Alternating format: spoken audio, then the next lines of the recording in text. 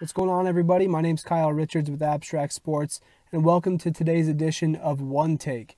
Today I'm going to be talking about a little bit of LeBron James' legacy, but also a bit of the NBA Finals re-rematch that we're going to be seeing come June 1st.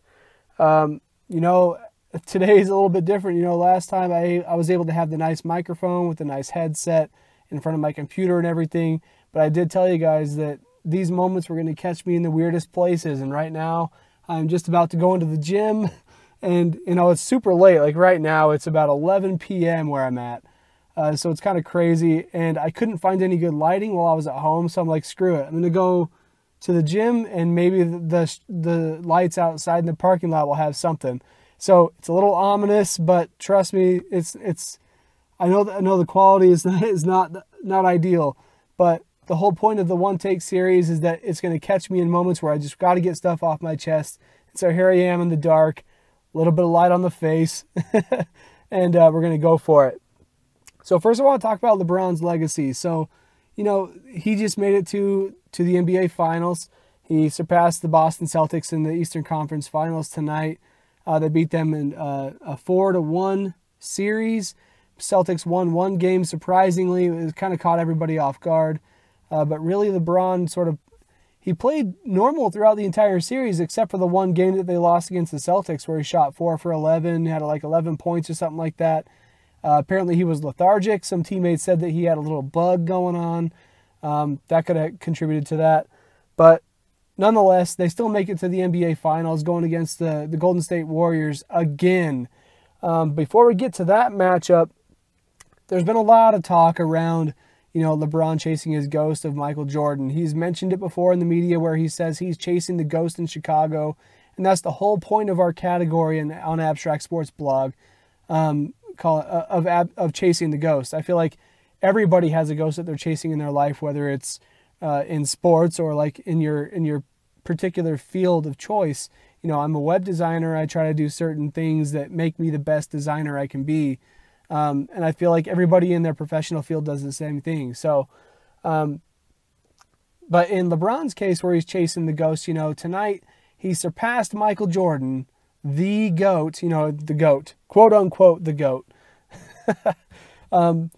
for the most points scored in postseason history. So LeBron is now at the top of that list. He is currently the age of 32. But the weird thing is he came out of high school, so he has 4 years on Michael Jordan in terms of age at that point in his career. But he passed Michael Jordan for the #1 spot in playoff points scored after playing. This is LeBron's 14th season. MJ played 15 seasons, so that kind of gives you a little bit of a gauge.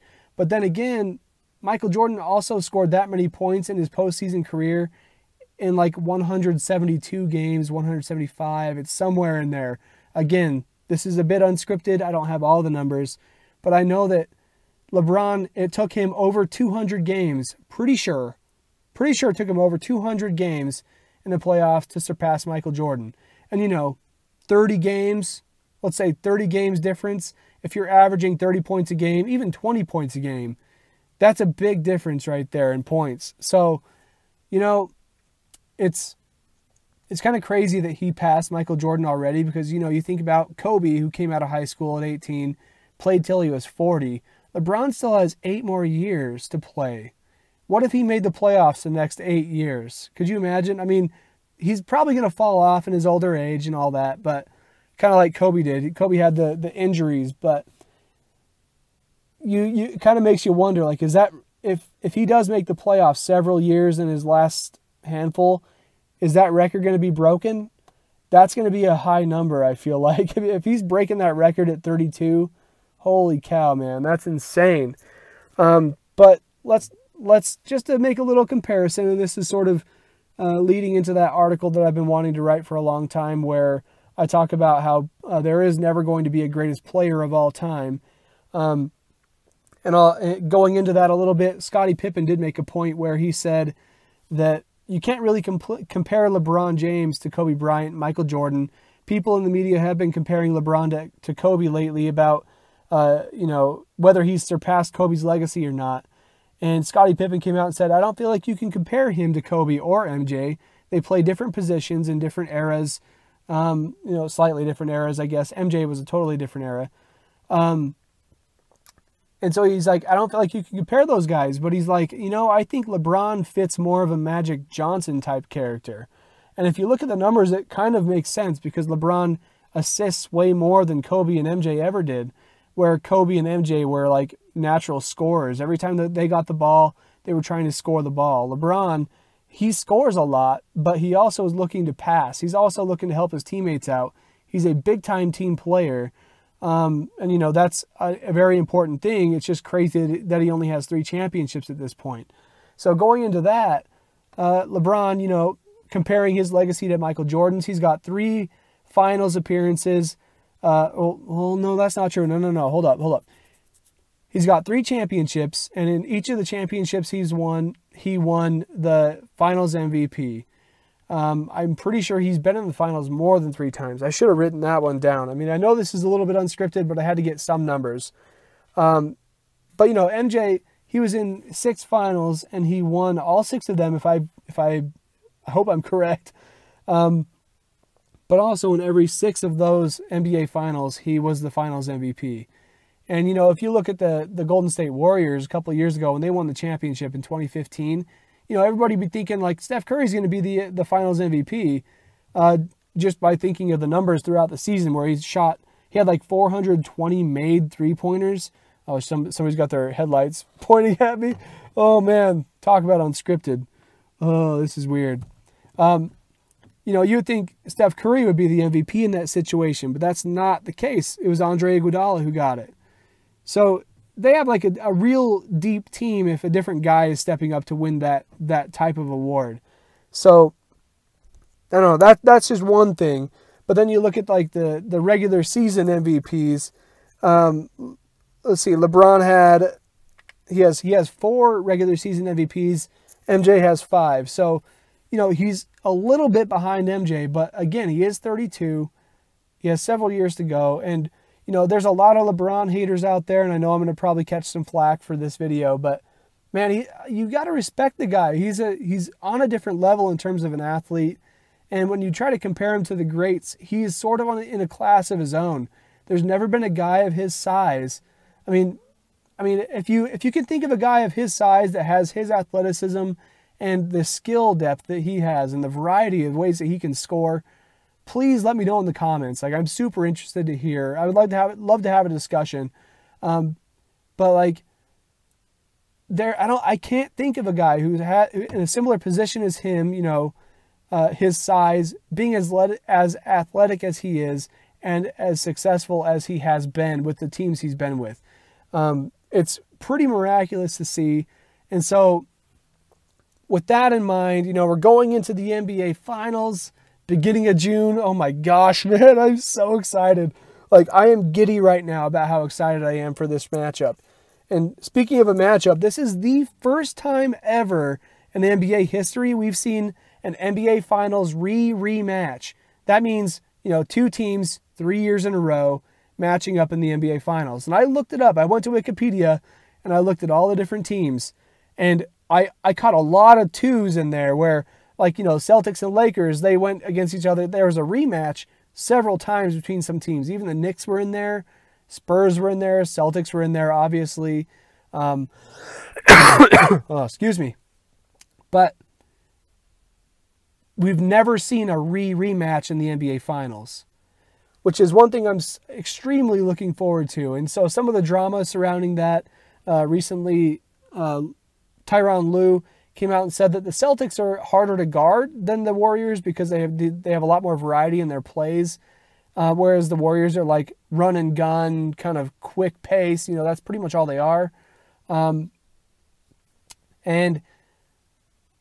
then Mike Brown comes back and he's like, he's got his opinion. That's cute. And, some people think like, oh, that's just being cocky, that's being arrogant. But it's like, I don't know. I think that's kind of great banter for the NBA Finals going into it. Like that happened before the win happened tonight against the Celtics. The Cavs just got the win tonight in a hefty fashion by like 30-something points. But going into this series, there's a big talk about the rivalry between the Cavaliers and the Warriors, and I've mentioned this in the podcast before. But one way that a lot of former NBA players will define a rivalry is the teams that people want to watch. And the teams that people want to watch right now are the Warriors-Cavs. Why do you think that game was put on Christmas Day? I mean, come on. Side note, those uniforms and the typography on those uniforms, fire, man. They were fire. I kind of want to get one of each uniform just so I can be like, typography is on point, guys. You're killing it, NBA marketing team. Good job. Well, you know, different team marketing teams, but you know what I'm talking about. So yeah, I mean, 2 years in a row, they faced off in the finals. The first year, the Warriors kind of like, they beat them down. They got that championship, and it was well-deserved. The second year, the Warriors blew the 3-1 lead that we all know about. They had 73 wins that season.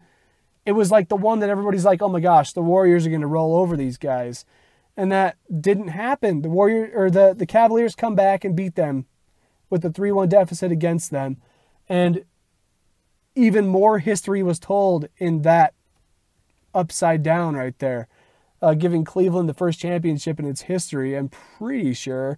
And it was huge, especially for LeBron and his legacy. Bringing that championship to Cleveland was a monster of an accomplishment. You cannot disrespect that. But in that second finals matchup, you know, things got a bit heated when the Warriors started to find out that the Cavs are coming for him. You know, Curry got all pissed off, threw his mouthpiece at a fan, got ejected, all kinds of drama. And so it's almost like this entire season is built up to this point where we've all been expecting it's going to be Cavs, Warriors. And then the only bump in the road in the playoffs was the Cavs losing the one game to the Celtics. Warriors sweeping everybody in the playoffs for the first time since the early 2000s when the Lakers, Shaq, Kobe era did it. So we've all been like anticipating this moment. We've all known that the Warriors Cavs are going to be here, and now the time is here. And I cannot be more excited. The only weird part is that the opening night of the NBA Finals is my mom's birthday. So I'm going to have to like plan a birthday party for my mom, all while being like, hey, can we have the TV on so we can be watching the game? So I'm sure she'll understand, but you know, that's going to be an interesting little dynamic there. But anyways, guys, I'm super excited for the NBA Finals this year. The first ever NBA re-rematch. Please drop your comments below. Let me know what you think about what I'm talking about today. It went a little bit longer than I anticipated. Please correct me on anything if I'm wrong, and I'd love to have a discussion on anything that I've talked about today. That's kind of the whole point. I don't want it to be any negativity. I don't want it to be like, oh, you're dumb because you don't know the facts. Look, I have no numbers in front of me besides some of LeBron's final stats and numbers and stuff like that. So please give this video a like, subscribe to the channel if you enjoy this stuff. But look forward to more of this, especially throughout the finals. Man, I'm excited. I'll talk to you guys later. Be sure to tune into the podcast that happens on Wednesdays, 7 o'clock Mountain Time, 9 p.m. Eastern Time. Go to facebook.com/abstractsports. I'll give you the links in the next. Whoa. In my defense, I'm getting over a cold, so disregard that. I'll give you the links in the next clip.